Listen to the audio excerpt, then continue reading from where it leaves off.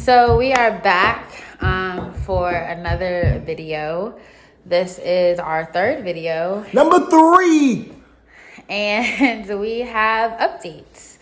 So on Monday, we finally were able to sit down and talk with the fertility specialist. Thank you for fixing my shirt. So, as we have mentioned, Chris's care is under a urologist due to his male factor infertility, and then my care is under a fertility specialist. So we have two different doctors who are working together to basically have the best treatment plan for us. So basically, for my appointment, all of my blood work came back pretty well. I was labeled as an ovary achiever because of the number of follicles. My HSG was fine. My saline sonogram was fine. Only thing that did raise a flag, and I wouldn't even necessarily say a red flag, was my AMH level. And so the doctor did mention that because of that level, I could be more at risk for ovarian hyperstimulation syndrome after the egg retrieval. So I was told that a fresh transfer is pretty much off the table, which we did suspect. And I would have to give my body at least a month before we can then transfer an embryo. So we would be doing a frozen embryo transfer. In addition to that appointment, I definitely would say I hit another low this week in regards to just finances. So we knew that there was a possibility of this process getting expensive. On Chris's case, would you say it's been expensive so far? Yes. Nothing's covered. Yeah, so every semen analysis that he has had to complete has been what, $150? $150, lab work. It was like a $500 bill, right? After insurance? After insurance, yeah. I mean, it was pretty expensive if you was to go without insurance, but with the insurance, them getting hit with a $500 bill, I wasn't expecting it, so it was pretty expensive. Yeah. Yeah, and then we also got the estimate for his microtesting procedure, and so that was $8,500.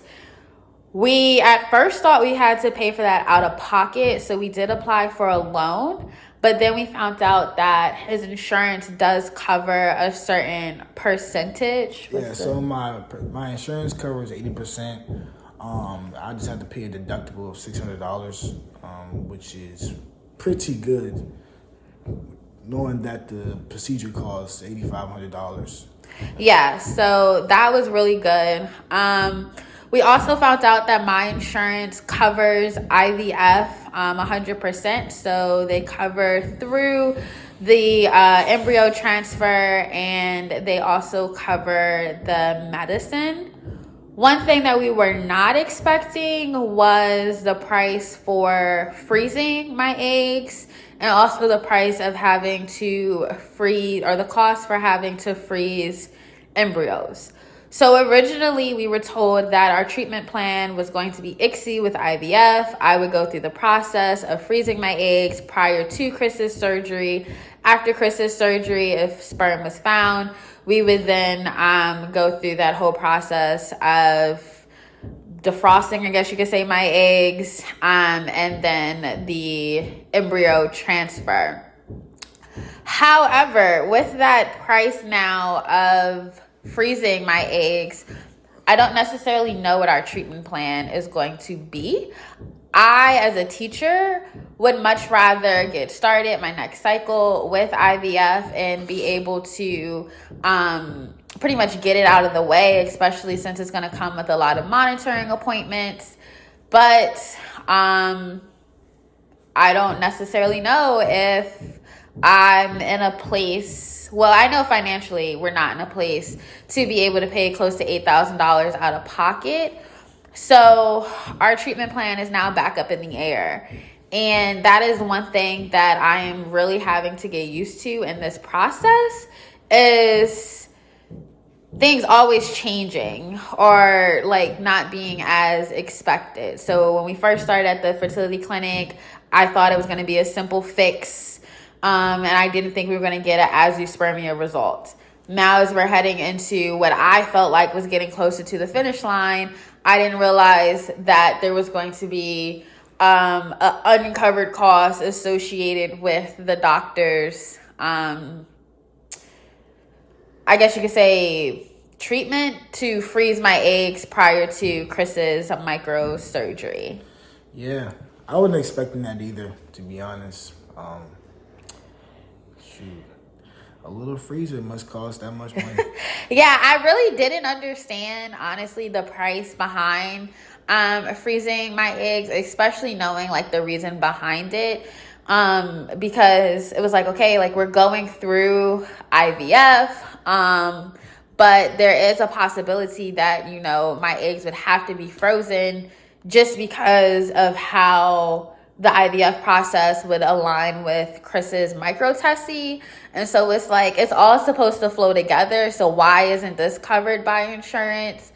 But then I did some research behind it, and basically they're seeing it as two separate things. So they're not necessarily seeing it as me going through IVF and then there's a pause in which my eggs are being frozen.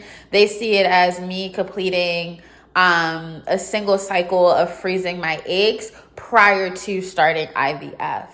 And so it would be after Chris's microtesty that IVF would start, and that's when my coverage would kick in.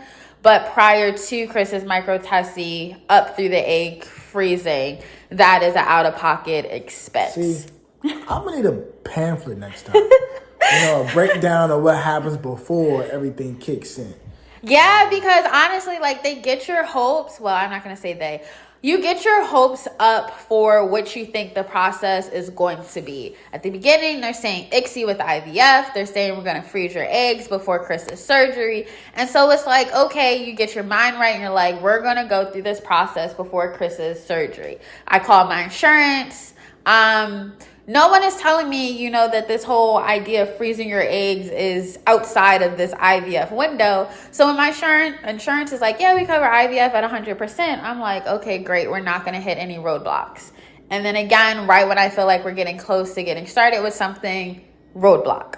So I don't know when we're going to get the, hey, you all can start IVF call. I'm still pushing for it to be this summer because I just really don't want to go through it during the school year. I know there are teachers that have, but I'm taking on a new role this school year, and I just feel like it's stressful enough dealing with infertility. It's stressful enough at the beginning of the school year as a teacher, and I just don't want to add those two stressors together. But I might not have a choice. Yeah. Yeah, but one thing that we do always remind ourselves is that, you know, God is in control of everything. So he's going to, you know, make sure we're good. So I think we'll be good. Yeah, I mean, I did mention, which I was telling Chris, I feel like it's a really like a big jump, step out on faith. Is we did talk about going through the IVF process as if sperm is going to be found. And so I wouldn't then be paying for my eggs to be frozen because of how my next cycle lines up with Chris's microtesty. There is a high possibility that by the time I'm done taking birth control for 3 weeks, Chris would have already had his microtesty surgery. And so then, we believe in speaking things into existence. When sperm is found, I would then be heading into like that second part of IVF. Well, I don't even know if you call it a second part, but heading into the injections. And so then there would be no need for my eggs to be frozen, because they would have already retrieved the sperm and his sperm would be frozen, which again, we already got a loan for everything related to his microtesty. So that wouldn't necessarily be a concern for us. But again, I'm not the doctor. I don't know how this is going to work. When I mentioned the timeline to the doctor, they were like, yeah, sure, possibly that could work. We'll look into it a little bit more. I do feel as if we're in a good place for sperm to be found, although Chris does have Klinefelter syndrome, and they say that little to no sperm can be found. We're sitting in a good place. Number-wise, size-wise, we're just in a really good place. What'd you say? I think so. So, I believe so. yeah. So, again, just trying to be optimistic, positive, have faith that sperm is going to be found. I would like to get started with IVF even before the micro-testing. Some might call me crazy, but I just have a good feeling. A great feeling. It's like a little tingling sensation, like right here. Okay, your tingling sensations. Oh, you don't have it? No. Oh. I'm like a roller coaster in the sense of like, I do have faith that they're going to find sperm. I am sort of at peace with that decision to get started with IVF even before his micro-testing procedure. But I don't know, still a little bit of like, I wouldn't say hesitation. I wouldn't even say doubt. I don't know. It's almost like I don't want to let myself get too excited because I don't want that crash. But it's also like, so like we know like the back story of the syndrome that I have, Klinefelter syndrome, and what people have experienced. So if we didn't know that, our confidence levels probably would have been higher than they are. You know what I'm saying? So we know like most people cannot birth a biological child with Klinefelter syndrome. Yeah. So that's why you have that doubt sometimes. But if we never knew that and just went into it on faith without even researching, or the doctors telling us that, then they'd be like, okay, we still, at 80%, instead of more so of a 50, 60%. Yeah, and that was the number that we recorded, that there's a 50 to 60% chance of sperm being found. That was also why it was suggested that we freeze my eggs prior to the surgery, because the doctor was saying, or the urologist was saying that if my eggs were frozen, Chris and I would have time to decide on our next steps. So we would have time, if no sperm was found, to not feel rushed into the donor option, which is something that we're both open to, but we don't like to discuss it because it feels as if we're saying that plan A is not going to work. Yeah. So don't even like to travel down the road of plan B. Moving on. So that was like the first half of the week. So yeah, Monday to about Wednesday, dealing with all of that. Today is Thursday, we had our genetic screening result meeting. I'm pretty sure there was a different name behind it.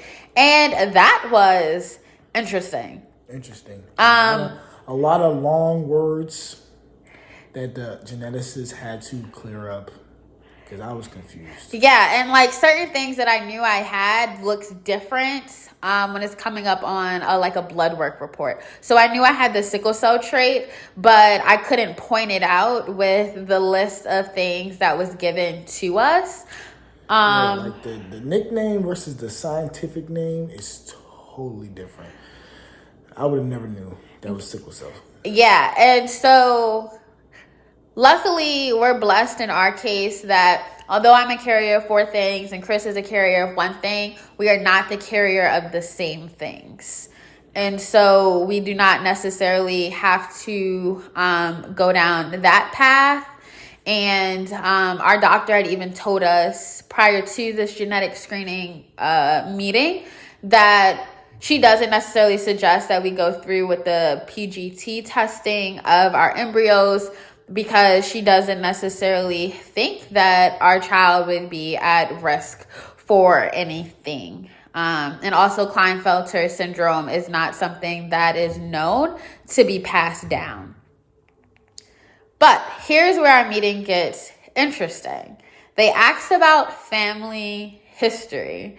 And while we were going through our family history, they then made suggestions for Chris. And I don't know if you want to...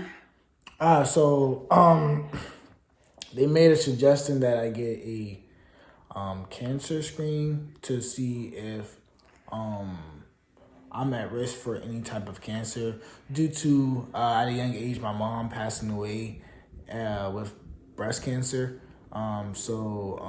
Within that and she passed away at a young age as well. She passed away at 38.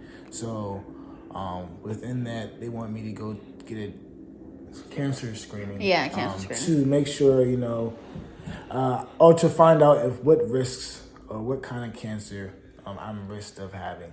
Yeah, at risk of having. And so with thinking about that, they did then go back to PGT testing in the sense of saying, okay, now that you all are possibly going through with this cancer screening, that could add a delay in the IVF process, because your doctor might then request that your embryos are tested then, due to this cancer screening, which definitely did catch me off guard. I don't know if they call it you off guard. For the embryo part? No, just like the suggestion to go through the cancer screening. Well, not really. I think it gave me more of a want to do it, because people told me in the past, because of my mom at a young age having breast cancer, that I could be at risk genetically of having cancer of some sort in the future. But I never wanted to believe them, because I was thinking I took biology. Cancer is a mutation within the cells, and everybody has cancer cells. So I didn't think that it was a risk until this meeting today. So. Yeah, and so we always talk about the highs and lows. I would say this is definitely one of the lows of the infertility journey, is just realizing how, when they're thinking about the genetic makeup of your child, they also are taking a deeper look into you. And so things that you might have put to the back of your brain, put on the back burner, now come back. And you have to face them. You have to, like in Chris's case, do the cancer screening and see, what cancers are you at risk of developing. And also, we were both suggested to do a screening on our heart, like a cardiac. I forgot the name. Cardiovascular test. Yeah, for the both of us, just due to family history. And so it's like, okay. Yeah, and then also, it's also good because my doctor told us that because I have Klinefelter syndrome, I could also be at risk of breast cancer, or male breast cancer. So that screening will be great to have, just in case, or just informative, I guess you'll say. Yeah. So that's where we are in this journey. Still no start date for IVF. Still feel like we're getting hit with blows, but I feel like we're in a good place where it doesn't necessarily, that bill for freezing my eggs did leave me speechless. Yeah. But I feel like outside of that, we are really developing that tough skin, really sitting back and being like, okay, at these meetings, nothing is going to surprise us, because we're already suspecting for something that we weren't thinking about, to just be like, hey, and by the way, did you know? And so that's pretty much where we are. We will have another update when we get another update. Still waiting on my nurse to reach out to me about the IVF process. It could take 15 days for my insurance to authorize IVF. And so just looking at the timeline, might not even be able to start IVF the next cycle after, while waiting on my insurance. Which at this point, there's a gospel song, Tasha Cobb's, in which she talks about letting go of your agenda. I'm at a point in this fertility journey where I just have to let go of my agenda. My agenda was to do IVF before the school year. That might not happen. I just gotta let go and go with the flow. Like that is where I am. Where are you? Well, I've been going with the flow the whole time, to be honest. It was more so, of course, rushing for my wife's preference because Rushing? not rushing, but Nah, I'm messing with you. but going at the speed that you were going for your preference because you are a teacher, and I would hate for you to miss like the first couple, I don't know, days of the school year or whatever, or miss that time. And I know, like you said, you're going into a new position, so it's pretty stressful. And then you put this stress on top of that stress, which makes it even greater. And then you're trying to have a baby, so that then puts stress on your body and things of that nature. And you don't want that to happen. So yeah, but for me, as in me, I know my diagnosis. I know what I have I know what's going on for me. So for me, it's just, like she said, going with the flow until my test or my surgery or procedure comes up, and just being confident and having faith that sperm is found within my little testes. Yeah, so that is where we are. Thank you all for watching, and we will be back next week with another video. Until next time. Bye. Thank you.